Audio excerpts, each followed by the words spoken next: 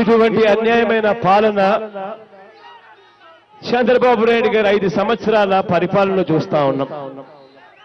ఈ పాలన నుంచి చంద్రబాబు నాయుడు గారు ఇటువంటి అన్యాయమైన పాలన, ఇటువంటి మోసపూరిత పాలన చేస్తా ఉన్న ఈ పెద్ద మనిషి చంద్రబాబు నాయుడు గారు ఎన్నికలలో వెళ్ళి ఓట్లు అడిగితే ప్రజలు ఓట్లేయరు అన్న సంగతి ఆయనకు తెలుసు. కాబట్టి ఎన్నికలలో ఎలాగైనా గెలవాలి అన్న ఆరాటంతో ఆయన చేస్తా ఉన్న మోసాలను మనం ఇంకా చూస్తా ఉన్నాం. ఆయన చేస్తా ఉన్న అన్యాయాలను చూస్తా ఉన్నాం. ఎన్నికల్లో గెలవడం కోసం ఏ అన్యాయమైనా చేయడానికి వెనకాడని చంద్రబాబు నాయుడు గారి మనస్తత్వాన్ని మనం చూస్తా ఉన్నాం.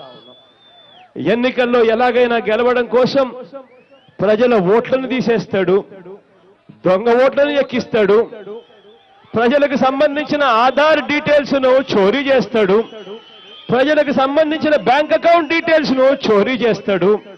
చివరకు మన ఇంట్లో ఉన్న ఆడవాళ్ల ఫోన్ నెంబర్లు వాళ్ళ జన్మభూమి కమిటీ సభ్యులకు, సేవామిత్ర సభ్యులకు కూడా ఇచ్చే సంస్కారం లేని పనులు కూడా చేస్తాడు ఈ పెద్ద మనిషి చంద్రబాబు నాయుడు.